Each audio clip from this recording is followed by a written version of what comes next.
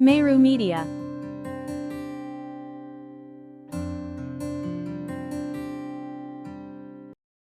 አንድ ሴት ነበረች ያላባት ልጅ የወለደች። ልጇን አቅፋ ወደ ህዝቦቿ ስትመለስ ህዝቦቿ በደስታ አልተቀበሏትም። በጥያቄ ነበር የተቀበሏት። ከየት አመጣሽው? የማን ነው? በዘርሽ እንደዚህ አይነት ነገር የለም። እናትሽ ጨዋ ናት። ቤተሰብሽ የተከበሩ ናቸው። ከየት አመጣሽ? ቤተሰብሽን ልታዋርጂ ብለው በጥያቄ አፋጠጧት። እሷ ግን ዝም አለች፣ መልስ አልሰጠችም። ምክንያቱም ከአላህ የተሰጣት ትእዛዝ ነበርና። ወደ ህፃኑ ጠቆመች። ህፃኑም እንዲህ ብሎ ተናገረ። አሰላሙ አለይኩም ወራህመቱላሂ ወበረካቱ። ውድ የተከበራችሁ የቻናሌ ቤተሰቦች እንደምን አላችሁልኝ? ቪዲዮውን ስትጀምሩ ላይክ፣ ሼር፣ ሰብስክራይብ ማድረጋችሁ እንዳይረሳ። ሐሳብ አስተያየታችሁን በኮሜንት ሴክሽን ላይ አስቀምጡልኝ። ዛሬ ይዤላችሁ የመጣሁት ታሪክ አላህ በቁርአን ላይ ስሟ በትልቁ የጠቀሳት በራሷ ስም ሱራ የወረደላት ታላቋ እናታችን አላህ ያከበራት ያላቃት ከሴቶቹ ሁሉ የተመረጠች ታላቋ እናት የነቢዩላህ ኢሳ እናት መርየም ቢንት ኢምራን አለይሂ ሰላም ሰላምና የአላህ እዝነት እሷ ላይ ይሁን። ዛሬ ይዤላችሁ የመጣሁት የመርየምን ታሪክ ነው። ከመርየም ታሪክ ጋር መልካም ቆይታ።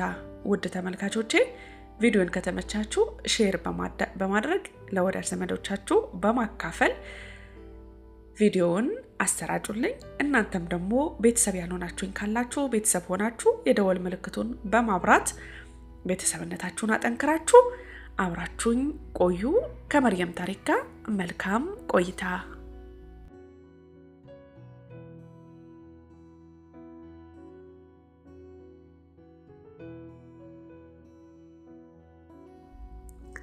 የመርየም ታሪክ በልደቷ አይደለም የሚጀምረው።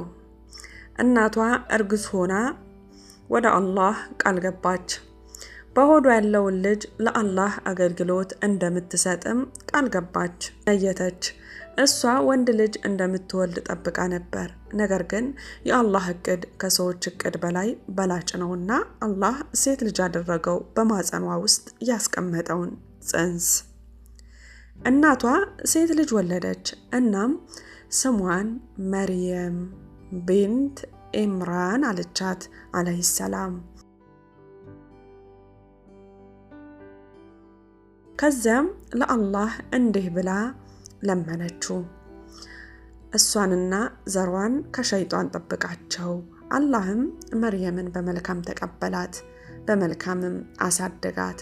በስነ ምግባር በጥሩ ባህሪ እጅግ በጣም ለአላህ ባላት አምልኮና እጅግ የምትደነቅ ሴት ነበረች። መርየም ወደ አምልኮ ቦታም ተሰጠች።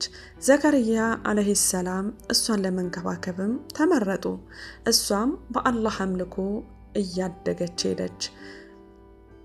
አላህ እሷን በልዩ መንገድ ይንከባከባት ነበረ። ዘከርያ አለይሂ ሰላም ወደ መርየም በገቡ ቁጥር ምግብ ያገኙ ነበር። አንድ ቀን ግን እንዲህ ብለው ጠየቋት፣ መርየም ሆይ ይህ ከየት መጣ ብለው ጠየቋት። እሷም እንዲህ ብላ መለሰችላቸው፣ ይሄ ከአላህ ነው። ይህ ቃል ታላቅ ትርጉም ነበረው። መርየም የምታምነው በሰው እጅ ላይ አይደለም፣ በአላህ እጅ ላይ። ተስፋዋ በሰው አይደለም፣ በአላህ ተስፋ ላይ። የምታመልከው ሌላን አካል አይደለም፣ አላህ ሱብሓነሁ ወተዓላ ብቻ። እጅግ በጣም አላህን የምታመልክ እጅግ በጣም በስነ ምግባር የታነጸች በጣም ቆንጆ በጣም ስነ ምግባር ያላት ሴትም ለምበለች። ሳምንት ሳምንታትን፣ ወራት ወራትን፣ ወራት ወራትን፣ ዓመት ዓመታትን እየቆጠሩ እየተተካኩ እርስ በርሳቸው እየተደራረቡ ሄዱ። መርየምም አደገች። አላህ ንጽህናዋን እንደጠበቀ አሳደጋት። ከዚያም ጅብሪል መጣ አለይሂ ሰላም። እንዲህም ብሎ ነገራት፣ አላህ መርጦሻል፣ አጽንቶሻል፣ ከዓለም ሴትም በላይ አድርጎሻል ብሎ ትልቁን በስራት አበሰራት። ይህ በህይወቷ ታላቅ ነገር ነበር፣ እጅግ ታላቅ ነገር። እሷ ግን ፈርታ ስለነበር መጀመሪያ እንዲህ ነበር ያለችው፣ አትጠጋኝ፣ እኔ በአላህ እጠበቃለሁ ብላው ነበር። የሱ መልስ ምን ነበር? አትፍሪ፣ እኔ ከአላህ ዘንድ የተላኩኝ ጅብሪል ነኝ፣ የአላህ መልእክተኛ ነኝ፣ አትፍሪ አላት። ቀጥሎም ሌላ ዜና በሰራት፣ ልጅ ትወልጃለሽ ብሎም ነገራት። መርየምም ተገረመች በሚያወራው ነገር። ፍጹም ሰላም ተሰማት፣ ሲያወራ መረጋጋትን። እንዴ አለች፣ እንዴት ነው ወንድ ሳይነካኝ ልጸንስ ምችለው? እንዴት ነው አንድ ወንድ ማታቅ ሴት ልትወልድ የምትችለው? ብላም በግርም ተጠየቀች። እሱ ግን እንዲህ ብሎ ተናገራት፣ አላህ የሚሻውን ይፈጥራል፣ የሚሻውን ይሰራል፣ የሻውን ያደርጋል ብሎ መለሳት። እናም በመርየም ማህፀን ውስጥ ትልቁ ፍጡር፣ ትልቁ ሰው በመርየም ማህፀን ውስጥ ተቀመጠ፣ ኢሳ ኢብን መርየም አለይሂ ሰላም። መርየም ጸነሰች። ሰዎች ምን ይላሉ? ማን ያምናታል? እንዴትስ ታስረዳቸዋለች? እሷ ግን ወደ አላህዋ ተመለሰች። ከሰዎች ርቃ ሩቅ ወደ ሆነ ቦታ ሄደች። ከባድ ድካም ነበረባት፣ ከባድ ረሃብ፣ የምጥ ስቃይ ከባድ ነበር። ማንም አጠገቧ አልነበረም። ማንም ካጠገቧ የሚያበረታታት የሚደግፋት አይዞሽ ባይ ማንም ሰው አልነበራትም። ምጡ እየገፋ ሄደ። በጣም ሲጨንቃት ሲደክማት አንድ የዘንባባ ዛፍ ላይ ተደግፋ ቁጭ አለች። በዚያን ጊዜ እጅግ ከባድ ሐዘን ተሰማት። እንዲህም ብላ በውስጧ ተናገረች፣ ከዚህ በፊት በሞትና ተረስቼ ብቀር ኖሮ ብላ። በዚያ ችግር ጊዜ አላህ ረዳትን ላከላት። ከበታቿ ድምፅ መጣ፣ መርየም ሆይ አትዘኚ፣ ውሃም ተዘጋጅቶልሻል፣ ውሃም ጠጪ፣ የዘንባባ ዛፉን ትንሽ ገፋ አድርጊው አላት። በየትኛው እጇ ትግፋው? እሷ ዝላለች፣ ደክማለች፣ ምጥ አድክሟታል። ምጧ በጣም ብሶባታል። ድካም አለ፣ ረሃብ አለ፣ ፀሐይ አለ፣ በረሃው አለ። ከባድ ነበረ። ግን የሞት ሞቷን የአላህን ትእዛዝ ተከትላ የዘንባባን ዛፉን ገፋችው። አላህ የሚያቅተው ነገር የለምና ከዘንባባው ዛፍ ላይ የቴምር ፍሬ አወረደላት። እንዲህም አላት፣ ብይ ጠጪም አላት። እንድትበላም እንድትጠጣም እና እንድትረጋጋም ተነገራት። ከዚያን ሕፃኑ ተወለደ። ከተወለደ በኋላ መርየም ወደ ሕዝቧ ተመለሰች፣ ሕፃኑን በእቅፏ ይዛ። ሰዎች አዩዋት፣ መንገድ ላይ ተጠቋቆሙባት። ሁሉም ሰው ጥጉን ይዞ፣ ሁሉም ሰው እጁን ባፉ ጭኖ እንዴ እቺ መርየም አይደለችም እንዴ ብሎ ማውራት ጀመረ። ሰዎችም እንዲህ አሏት፣ ከየት አመጣሽው? የማን ነው? የጥያቄ መዓት ጎረፈባት። መጀመሪያም አላህ ሱብሓነሁ ወተዓላ ሁሉን አዋቂ ነውና እንዲህ ብሏት ነበር፣ ጾመኛ ነኝ፣ ከማንም ጋር አላወራም፣ ለአራህማን እጾማለሁ በይ ብሏት ነበረ። ሰዎቹ ተገረሙ፣ በእጇን የያዘችው ሕፃን እያዩ። ግን ክስ አቀረቡ፣ ከሰሷት። እንዲህ አሏት፣ አንቺ የደህና ቤተሰብ ልጅ ነሽ፣ እናትሽ የተከበረች፣ ቤተሰብሽ የተከበረ ዘር ነው። አንቺ ከየት ነው ያመጣሽው ይህን ሕፃን ልጅ ብለው በጥያቄ አጣደፏት። በክፉ ቃላትም ሰነዘሩባት፣ ወረወሩባት። እሷንም ለማዋረድ ሞከሩ። እሷ ግን ዝም አለች። የጌታዋን የአላህን ትእዛዝ ተከትላ ለአራህማን ጾማለሁ፣ ጾመኛ ነኝ ብቻ ብላ ተናገረች። ሰዎቹ ጥያቄያቸውን ማቆም አልቻሉም፣ ቀጠሉ። መርየምም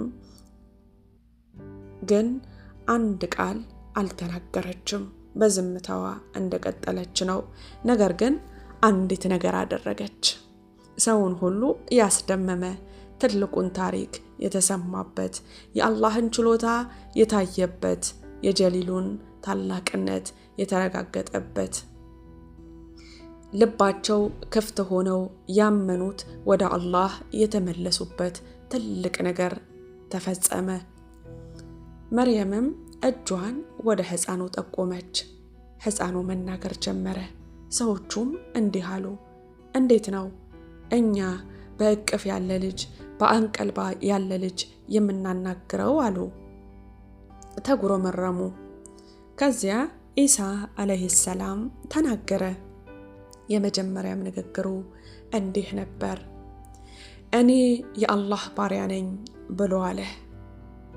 ከዚህም የእናቱን ንጽሕና በአላህ ፍቃድ አረጋገጠ። እንዲህም አለ፣ እኔ የአላህ ባሪያ ነኝ፣ አላህም መልእክተኛ አድርጎ ልኮኛል፣ መጽሐፍም ሰጥቶኛል፣ ለእናቴም ማረፊያ አድርጎኛል ብሎ አለ። ከዚያን ቀን ጀምሮ መርየም የኢሳ እናት ታላቋ እናት ሆና ቀጠለች። ኢሳ አለይሂ ሰላም በአላህ ፍቃድ ነብይ ሆነ። ሰዎችም ወደ አላህ ተጣራ። መርየም ግን እንደ ታላቅ እናት ሕይወቷ ቀጠለች። ስሟንም በቁርአን በክብር ተጠቀሰ። መርየም አለይሂ ሰላም የመረጣትና ያነጻት ታላቅ ሴት ነበረች። ብቸኝነት ፈተና አለፈች። በሰዎች ክስ አለፈች። ልጇን ያለ አባት ወለደች።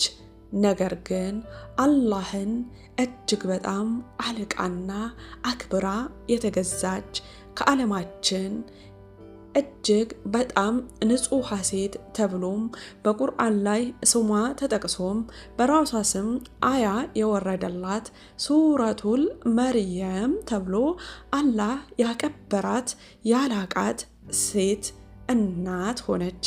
የነቢዩላህ ኢሳ እናት አለይሂ ሰላም የአላህ ሰላምና እዝነት በእናታችን በመርየም ላይ ይውረድና ይህች ናት መርየም።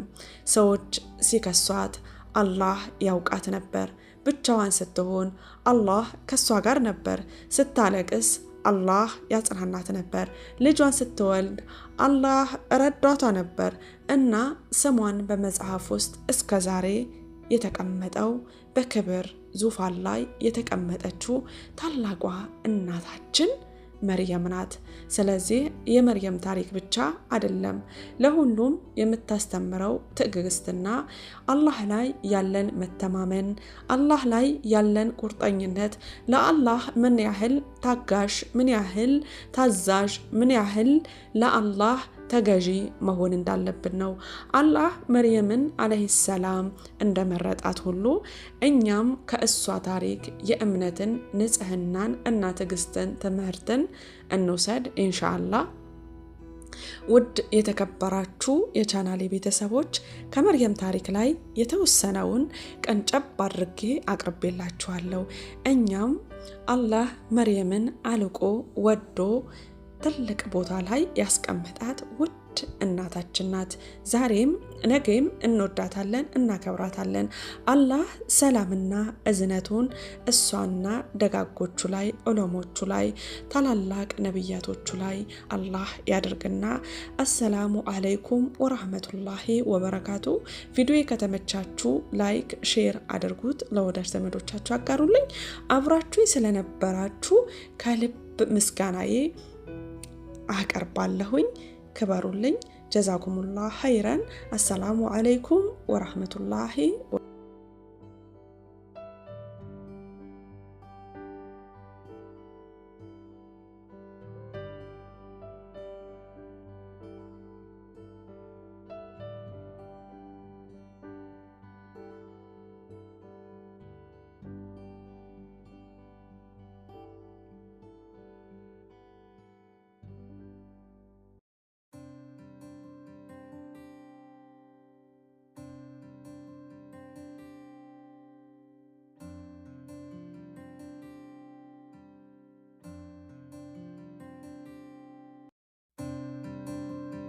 Meru Media